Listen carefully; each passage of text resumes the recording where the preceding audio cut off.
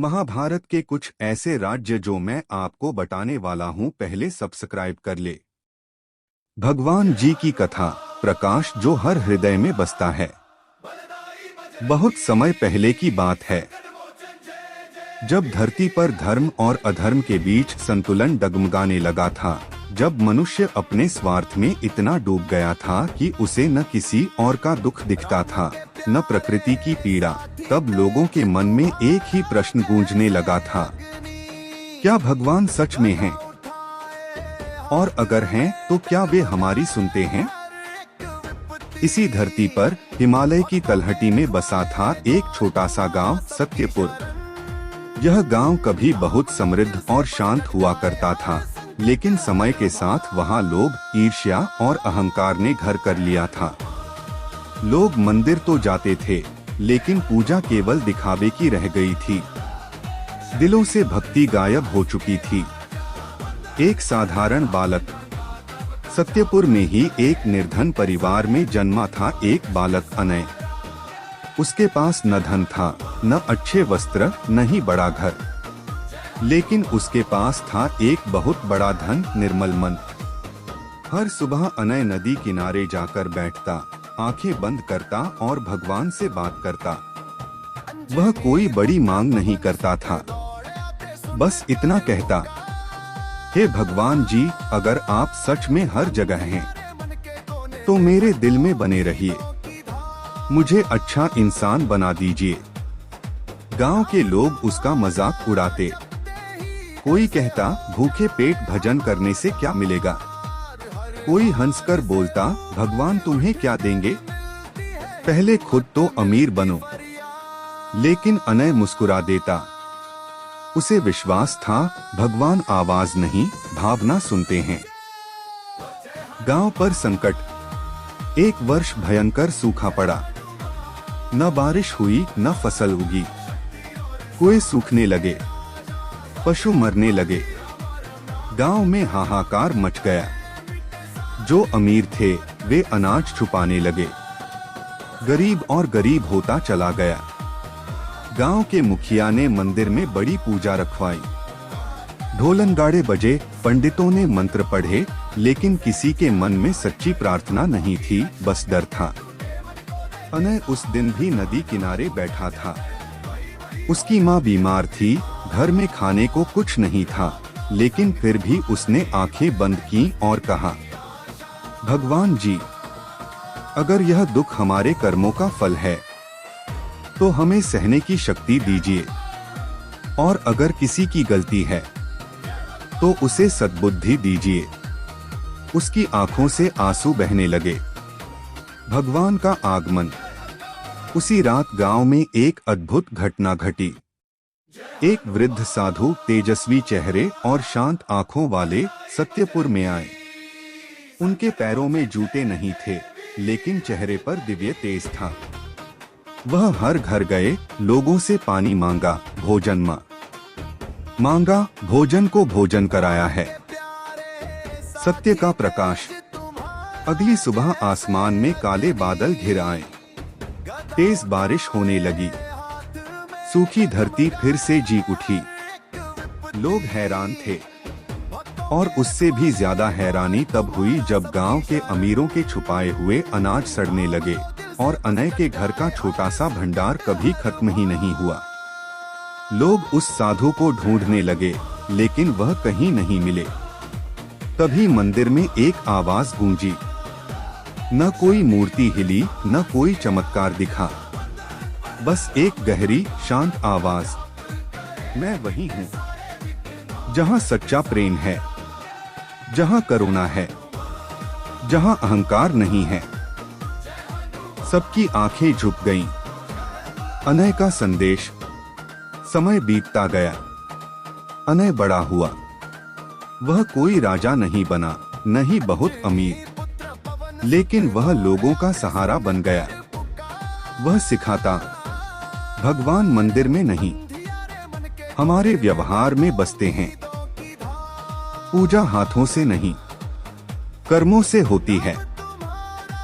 सत्यपुर फिर से समृद्ध हुआ, लेकिन इस बार धन से नहीं, मानवता से। कथा का सार। भगवान जी किसी एक रूप, नाम या स्थान तक सीमित नहीं हैं। वे माँ की ममता में हैं, भूखे को दिए गए निवाले में हैं और उस आंसू में हैं जो किसी और के दुख पर बहता है। अगर आप सच्चे मन से उन्हें पुकारते हैं तो वे जरूर आते हैं, कभी साधु बनकर, कभी बच्चे की मुस्कान बनकर और कभी आपके भीतर की आवाज बनकर। हनुमान जी और गणेश जी की दिव्य कथा, बल और बुद्धि का मिलन। यह कथा उस समय की है जब देवता, ऋषि और मनुष्य तीनों लोकों में भगवान शिव की महिमा गूंजती थी। कैलाश पर्वत पर भगवान शिव और माता पार्वती का निवास था। वहीं उनके दो महान पुत्र भगवान गणेश और भगवान हनुमान अपने अपने गुणों के कारण पूरे ब्रह्मांड में प्रसिद्ध थे। गणेश जी बुद्धि, विवेक और शुभारंभ के देवता और हनुमान जी असीम बल, अटूट भक्ति और सेवा के प्रतीक। दोनों ही भगवान शिव के प्रिय थे, लेकिन दोनों का मार्ग अलग था। यही अंतर एक दिव्य लीला का कारण बना। कैलाश पर अद्भुत चर्चा। एक दिन कैलाश पर देवताओं की सभा लगी। नारद मुनि देवर्षि होने के कारण वहां भी उपस्थित थे। नारद मुनि के मन में हमेशा लीला रचाने का भाव रहता था। उन्होंने शिव जी से प्रश्न किया, प्रभु आपके दोनों पुत्र अद्भुत हैं। एक के पास अपार बुद्धि है, दूसरे के पास अपार बल। यदि दोनों में से किसी एक को संसार का सर्वोच्च सेवक कहा जाए तो वह कौन होगा? सभा में सन्नाटा छा गया। शिव जी मुस्कुराए। माता पार्वती ने स्नेह से दोनों पुत्रों को देखा। शिव जी बोले, बल और बुद्धि में से किसी एक को श्रेष्ठ नहीं कहा जा सकता। जब दोनों मिलते हैं तभी सृष्टि का कल्याण होता है। लेकिन नारद मुनि ने दोनों को हल्की सी चुनौती दे दी। भगवान जी की कथा अहंकार से भक्ति तक। बहुत प्राचीन समय की बात है। एक विशाल और समृद्ध राज्य था, देवगढ़। ऊंचे महल, चौड़ी सड़कें, सोने से सजे मंदिर और विद्वानों से भरा दरबार। बाहर से यह राज्य आदर्श लगता था, लेकिन भीतर एक बड़ी कमी थी, अहंकार। देवगढ़ के लोग भगवान को मानते तो थे, लेकिन केवल तब तक जब तक उनसे कुछ मिल रहा हो। पूजा व्यापार बन चुकी थी। इतना दान देंगे तो उतना फल मिलेगा। राजा का गर्व। देवगढ़ का राजा था राजा वीरसेन। वह पराक्रमी, न्यायप्रिय और बुद्धिमान था, लेकिन उसे अपने ज्ञान और शक्ति पर अत्यधिक गर्व था। वह अक्सर कहा करता, मेरे राज्य में सब कुछ मेरे कारण है। भगवान ने तो बस मुझे साधन दिए हैं। राजा रोज मंदिर जाता, बड़े यज्ञ कराता, लेकिन उसका सिर कभी नहीं झुकता था। उसकी भक्ति में विनम्रता नहीं थी। एक अनजान साधक। उसी राज्य में एक दिन एक साधारण सा व्यक्ति आया।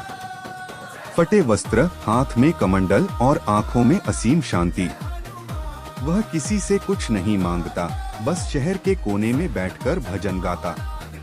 मैं कुछ नहीं, तू ही सब कुछ है। लोग रुक रुक कर उसे देखने लगे। कुछ हंसे, कुछ ने अनदेखा किया, लेकिन उसकी आवाज में ऐसा आकर्षण था कि धीरे धीरे गरीब, दुखी और थके हुए लोग उसके पास बैठने लगे। राजा की परीक्षा। राजा वीरसेन तक यह बात पहुंची। उसने सोचा, मेरे राज्य में बिना अनुमति कोई धर्म का प्रचार कैसे कर सकता है। उसने उस साधक को दरबार में बुलवाया। राजा ने पूछा, तुम कौन हो और क्या सिद्धि है तुम्हारे पास? साधक मुस्कुराया और बोला, महाराज, मैं कुछ नहीं हूं। न मेरे पास सिद्धि है, न ज्ञान, बस भगवान का नाम है। राजा हंस पड़ा। अगर भगवान सब करते हैं तो राजा किस लिए है? साधक ने शांत स्वर में कहा, राजा व्यवस्था करता है, लेकिन शक्ति उसकी नहीं होती। राजा को यह बात चुभ गई। भगवान की लीला। उसी रात देवगढ़ में भयंकर तूफान आया। महल की दीवारें गिरने लगीं, खेत उजड़ गए, लोग डर से कांप उठे। राजा ने तुरंत यज्ञ का आदेश दिया, दान की घोषणा की, लेकिन तूफान और बढ़ता गया। आखिर राजा स्वयं मंदिर पहुंचा। पहली बार उसका स्वर कांप रहा था। हे भगवान, अगर मेरी कोई भूल है तो मुझे बताइए। उसी क्षण वही साधक मंदिर में प्रकट हुआ। उसने कहा, जब तक मैं है तब तक वह नहीं आता। राजा की आंखों से आंसू बहने लगे। उसने पहली बार सिर जमीन पर रख। अहंकार का अंत। राजा बोला, मैंने खुद को कर्ता समझा। मैं भूल गया कि मैं भी तुम्हारा ही सेवक हूँ। साधक ने राजा के सिर पर हाथ रखा। तूफान रुक गया, आसमान साफ हो गया और साधक गायब हो गया। सच्चा राजा।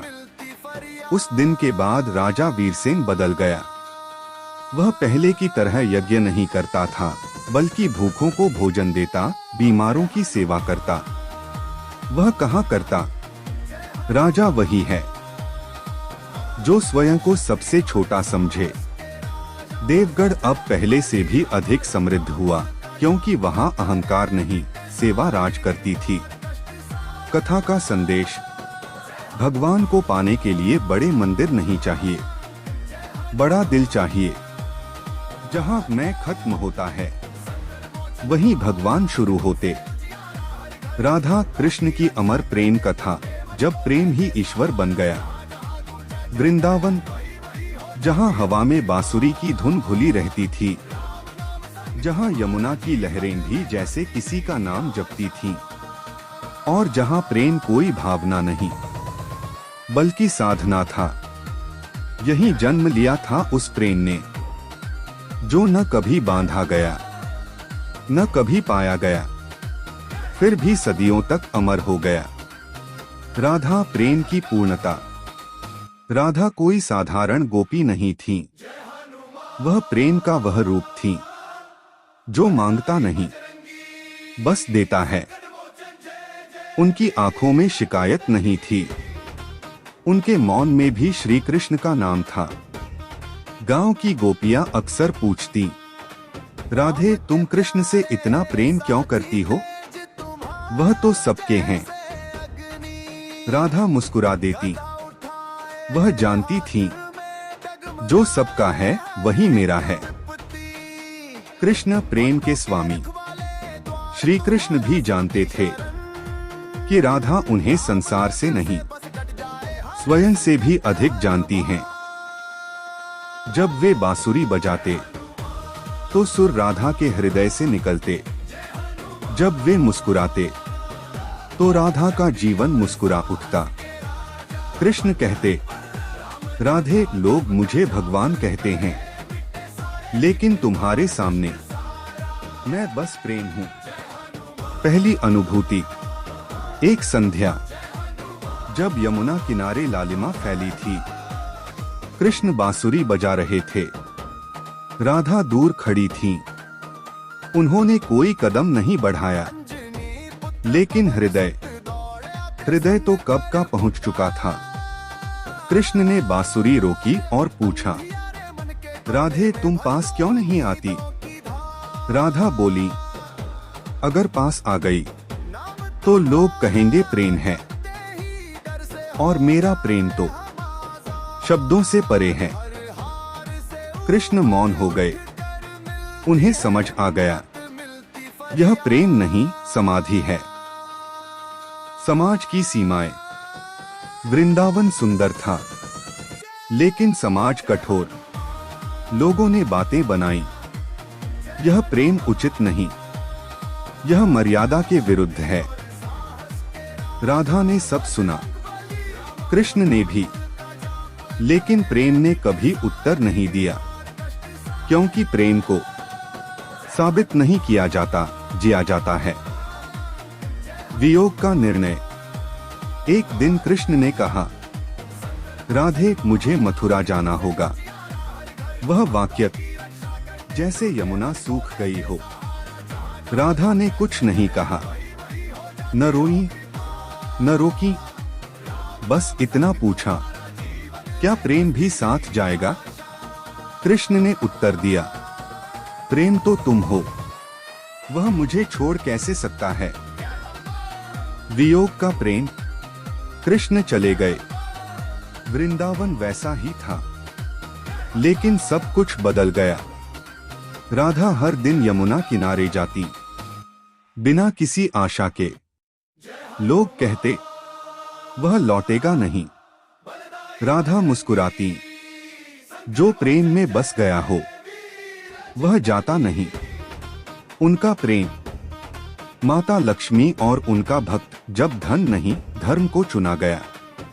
बहुत प्राचीन समय की बात है। गंगा के तट पर बसा एक छोटा सा नगर था, धर्मपुर। यह नगर व्यापार के लिए प्रसिद्ध नहीं था, न ही राजसी वैभव के लिए। इसकी पहचान थी वहाँ के लोगों की सादगी, परिश्रम और ईमानदारी। इसी नगर में रहता था एक युवक, माधव। माधव न तो धनी था, न ही विद्वान पंडित। वह एक साधारण बुनकर था, जो दिन रात मेहनत कर कपड़ा बुनता और उसी से अपना और अपनी वृद्ध माँ का जीवन चलाता था। उसका घर छोटा था, छत से कभी कभी पानी टपकता था, लेकिन उसके घर में एक ऐसी चीज थी जो बड़े बड़े महलों में भी नहीं मिलती, शांति। माधव की भक्ति। हर सुबह सूरज निकलने से पहले माधव उठता, स्नान करता, घर के कोने में रखी माता लक्ष्मी की छोटी सी मिट्टी की मूर्ति के सामने दीप जलाता और हाथ जोड़कर कहता, हे माँ लक्ष्मी, मुझे अधिक धन नहीं चाहिए, बस इतना दीजिए कि मेरी मेहनत ईमानदार रहे और किसी का हक मुझसे न छीने। उसकी पूजा में न बड़े मंत्र थे, न महंगे फूल, बस सच्चा भाव था। उसकी माँ अक्सर कहती, बेटा, सब लक्ष्मी को धन की देवी कहते हैं, पर तुम उनसे धर्म क्यों मांगते हो? माधव मुस्कुराकर उत्तर देता, माँ, अगर धर्म रहेगा तो जो थोड़ा धन आएगा वही पर्याप्त होगा। नगर का दूसरा चेहरा। धर्मपुर में ही रहता था एक सेठ दामोदर। उसके पास अपार धन था, विशाल कोठी थी, नौकर चाकर थे। वह भी माता लक्ष्मी की पूजा करता था, लेकिन उसकी पूजा में दिखावा था। सोने के दीप, चांदी की थाली, महंगे वस्त्र, सब कुछ था। लेकिन सेठ का स्वभाव कठोर था। वह मजदूरों को पूरा धन नहीं देता, गरीबों को तिरस्कार से देखता और हर सफलता का श्रेय खुद को देता। वह अक्सर कहा करता, माता लक्ष्मी मेरे साथ हैं, इसलिए मैं महान हूँ। माता लक्ष्मी की चिंता।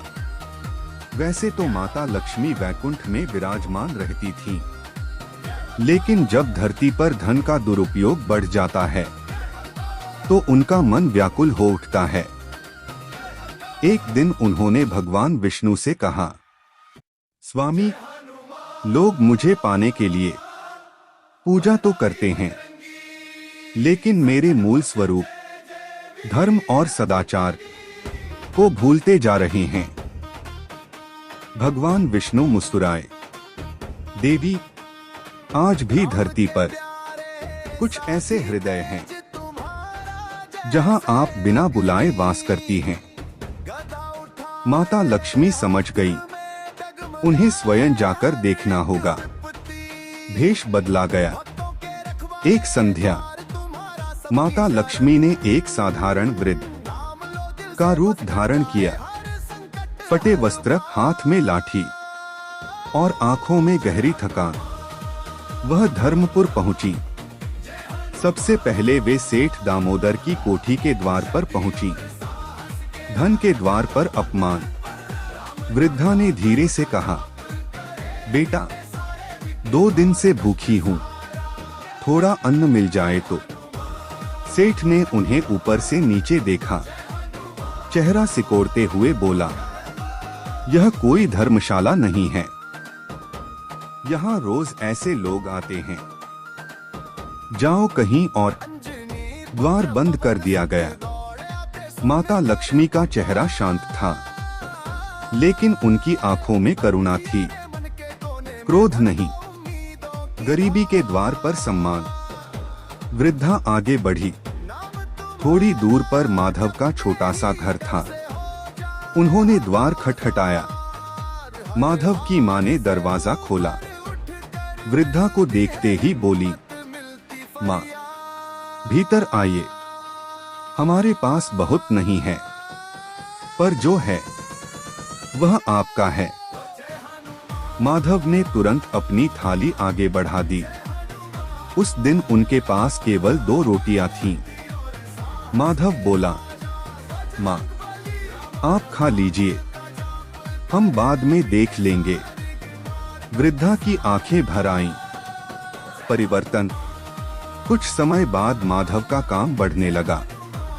लोग उसके कपड़े खरीदने लगे, क्योंकि उनमें ईमानदारी बुनी होती थी। वह धीरे धीरे संपन्न हुआ, लेकिन उसका स्वभाव नहीं बदला। उसने एक अन्न क्षेत्र खुलवाया, गरीब बच्चों को काम सिखाया। सेठ का पतन। उधर सेठ दामोदर का घमंड बढ़ता गया। एक दिन उसका सारा धन गलत व्यापार में डूब गया। कोठी सूनी हो गई। भूखा प्यासा सेठ उसी माधव के द्वार पर पहुंचा। माधव ने उसे पहचान लिया, लेकिन कोई कटुता नहीं दिखाई। उसने सेठ को भोजन दिया और कहा, धन आता जाता है सेठ जी, लेकिन इंसानियत साथ रहनी चाहिए। सेठ की आंखों से आंसू बहने लगे। अंतिम दर्शन। एक रात माधव को स्वप्न आया। माता लक्ष्मी बोली, बेटा, जहाँ करुणा होती है वहीं मैं ठहरती हूँ। तुमने मुझे मंदिर में नहीं, अपने कर्मों में बसाया है। कथा का संदेश। लक्ष्मी केवल धन नहीं है, वे सदाचार, संतुलन और सेवा हैं।